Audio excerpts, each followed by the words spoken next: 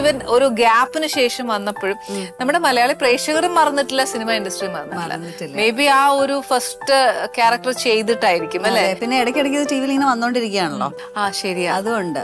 അതെ. പിന്നെ സീരിയൽസ് ചെയ്തു, പിന്നെ സീരിയല് ചെയ്തു, പിന്നെ സിറ്റ്കോം, അങ്ങനെ ഇത് കഴിഞ്ഞിട്ട് ഇങ്ങനെ ഓരോന്നോരോന്ന് ഇങ്ങനെ ചെയ്ത് ഇപ്പൊ തലവൻ എന്ന് പറഞ്ഞ സിനിമയില് ഒരു റോള് ചെയ്തു. അപ്പൊ അങ്ങനെ അവിടെയാണ് നിക്കുന്നത് ഇപ്പൊ. അതിപ്പോ ലേറ്റസ്റ്റ് അല്ലേ? ലേറ്റസ്റ്റ്. അതുവരെ ആയിട്ടുള്ളൂ എന്ന് പറയുമ്പോ ഞാൻ തലവനിലെ ശരിക്കും പറഞ്ഞ ചെറിയൊരു റോളാണ് ഞാൻ ചെയ്യുന്നത് കേട്ടോ. എനിക്ക് ഒരു മുഴുനീള ക്യാരക്ടർ ഒന്നുമല്ല, ഒരു ഇനിഷ്യൽ തുടക്കത്തിലുള്ള ഒരു ക്യാരക്ടറാണ്. പക്ഷെ എങ്കിലും ഒരു വളരെ സക്സസ്ഫുൾ ആയിട്ട് ഓടുന്ന ഒരു മൂവിയാണത്. ഇപ്പൊ ഒരു സൂപ്പർ ഡൂപ്പർ ഹിറ്റ് ആണത്. അപ്പൊ അതിന്റെ ഒരു ഭാഗമാകാൻ പറ്റുന്ന പറയുമ്പോൾ ഭയങ്കര സന്തോഷം. ഓ ശരി, ശരിയാ. ശരിക്കും നല്ല ഹിറ്റ് ആയിട്ട് പോകുന്നു കേട്ടോ പടം. പക്ഷെ അതിന്റെ ഒരു അതെങ്ങനെ പിന്നെ ഓഫർ എങ്ങനെ അത് വന്നു തലവനിലേക്കുള്ള? ആക്ച്വലി പിന്നെ ഇപ്പൊ ഞാൻ ഓരോ സീരിയൽസ് ഒക്കെ ചെയ്യുമ്പോ പിന്നെ ആൾക്കാർ ഇപ്പൊ ഇങ്ങനെ അറിയുന്നുണ്ടല്ലോ ഞാൻ. പിന്നെ ഇതിന്റെ ഡയറക്ടർ ജിസ് ജോയ്. ജിസ് എന്റെ സുഹൃത്താണ്. ജിസ് ഒരുപാട് വർഷങ്ങളായിട്ട് എനിക്ക് ജിസിനെ അറിയാവുന്ന. അപ്പം ഇങ്ങനെ ഞാൻ തിരിച്ചു വരികയാണ് ഇങ്ങനെ എന്നൊക്കെ പറഞ്ഞപ്പോ ജിസ് ആണ് ഇതിലേക്ക് ഇങ്ങനെ ഒരു ക്യാരക്ടർ. അന്ന് ഇന്റർവ്യൂല് പറഞ്ഞു ഞാൻ ഇനി ഒന്നും ചെയ്യുന്നില്ല, ഇത് മാത്രമേ ചെയ്യുന്നുള്ളൂ എന്ന് പറഞ്ഞു പോയിട്ട് ഇനിയുള്ള ഇന്റർവ്യൂ ചെയ്യുന്നു ഇതാണ് പറയുന്നത്. എല്ലാ ഇന്റർവ്യൂലും ഞാൻ ഇനി ഈ പറഞ്ഞ പോലെ എനിക്ക് ക്യാരക്ടേഴ്സ് ഒക്കെ താല്പര്യമുണ്ട് ചെയ്യാനായിട്ട്. പക്ഷെ നമ്മൾ അന്ന് വെച്ച് നോക്കുമ്പോൾ ഇനിയിപ്പോ കുറച്ചുകൂടി മെച്ചോർഡ് ക്യാരക്ടേഴ്സ് ആയിരിക്കും കുറച്ചുകൂടെ. Are you ready to accept it? Of course, definitely. Being an artist, ഇപ്പൊ നമുക്ക് എന്ത് റോള് ചെയ്യേണ്ട വന്നാലും. ഇപ്പൊ ഞാൻ നേരത്തെ ചെയ്യുന്ന ഒരു സിറ്റ്കോമില് ഞാനിപ്പോ ചെയ്തോണ്ടിരുന്നതിനകത്ത് ഞാനൊരു അമ്മൂമ്മയായിട്ടാണ് ചെയ്യുന്നത്. എനിക്ക് ഗ്രാൻഡ് ചിൽഡ്രൻ ഉണ്ട്. അപ്പം അതിനകത്ത് എന്റെ ഓൾമോസ്റ്റ് സെയിം പ്രായത്തിലുള്ള മക്കളാണ് എനിക്കുള്ളത്.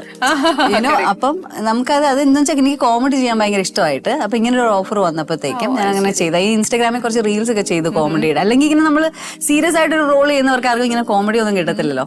അപ്പൊ ഇത് കണ്ടിട്ട് അങ്ങനെയാണ് ഇതിന്റെ ഡയറക്ടറെ വിളിക്കുന്നത്. ഓ അത് ശരി. അപ്പം ടെസയ്ക്ക് പണ്ട് പോലെ ഇഷ്ടം അഭിനയമൊക്കെ. അപ്പൊ ഫസ്റ്റ് അഭിനയം വന്നിട്ട് ഫസ്റ്റ് മൂവി ചെയ്ത് കഴിഞ്ഞ് മതി എന്ന് പറഞ്ഞപ്പോ വിഷമം തോന്നിയില്ലേ?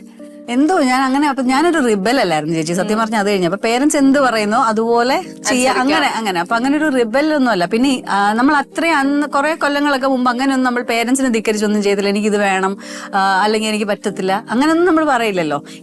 നമുക്കൊരു എന്താ പറയാ ഒരു സ്വപ്നം ഇല്ല ഇതിനകത്ത്. ഈ ഫിലിമിലേക്ക് കയറി വരുമ്പം ഏതൊരു പെൺകുട്ടിക്കും. ആക്ച്വലി ഞാൻ ആങ്കറിങ് ചെയ്തോണ്ടിരിക്കുകയായിരുന്നു ആ സമയത്ത്. അങ്ങനെയാണ് ഈ ഒരു ഓഫർ ആ സമയത്ത് ഇത് വരുന്നത്, ലാലുവേട്ടൻ വിളിച്ചത്.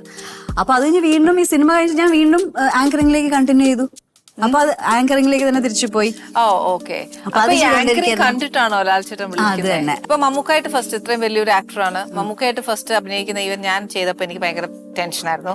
മമ്മൂക്ക എങ്ങനെയാണ് ബിഹേവ് ചെയ്യുക, എങ്ങനെയാണ് നമുക്ക് എനിക്ക് നല്ല വെപ്രാളം ഉണ്ടായിരുന്നു. പക്ഷെ ഞാൻ ആ മൂവി ചെയ്യുമ്പോൾ മമ്മൂക്കയെ പോലെ ഇതേപോലെ ഒരു നമ്മളെ ഒരു ഹെൽപ്പ് ചെയ്ത ഒരു ആർട്ടിസ്റ്റ് എന്ന് പറയാൻ എനിക്ക് പറയാതിരിക്കാൻ ഒക്കത്തില്ല. അത്ര ഹെൽപ്പിംഗ് ആയിട്ടായിരുന്നു. ടെസയുടെ എങ്ങനെയായിരുന്നു? ഈ മമ്മൂക്കയെ നേരത്തെ പരിചയം ഉണ്ടായിരുന്നു. ഞാൻ ആ ചാനലിൽ വർക്ക് ചെയ്തോണ്ടിരുന്നപ്പോ അങ്ങനെ പരിചയം ഉണ്ടായിരുന്നു. അപ്പൊ 2-3 പ്രാവശ്യം ഞാൻ കണ്ടിട്ടുണ്ട്. പിന്നെ കുറെ സംസാരിച്ചിട്ടുണ്ട് ഫോണിലൊക്കെ. അപ്പൊ അങ്ങനെ ഒരു ഇതുണ്ടായിരുന്നു.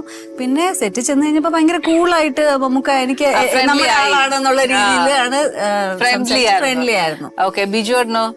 ബിജുവേട്ടൻ അത്ര സംസാരിക്കത്തില്ലായിരുന്നു ഇനിഷ്യലി. ഇല്ല, ആദ്യമേ ഭയങ്കര ഒരു ബിജുവേട്ടൻ തലയിൽ അങ്ങനെയൊക്കെ വെച്ചിട്ട് പോവുള്ളായിരുന്നു. അത് കഴിഞ്ഞിട്ട് പിന്നെ ഭയങ്കര കമ്പനിയാണ്. പിന്നെ മാത്രമല്ല ബിജുവേട്ടൻ അത്രയും നാളും ചെയ്തോണ്ടിരുന്ന ഭയങ്കര ഒരു സീരിയസ് ക്യാരക്ടേഴ്സ് ഒക്കെ. അപ്പൊ എന്റെ വിചാരം ഇദ്ദേഹം ഒരു ഭയങ്കര സീരിയസ് മനുഷ്യനാണ്. പിന്നെയാണ് ഭയങ്കര അതിലാണ് ആക്ച്വലി അപ്പോഴാണ് ആദ്യമായിട്ട് നമുക്ക് ഇങ്ങനെ ഭയങ്കര കൂളായിട്ടുള്ള ഒരാളാണെന്ന് മനസ്സിലായത്. കമ്പനി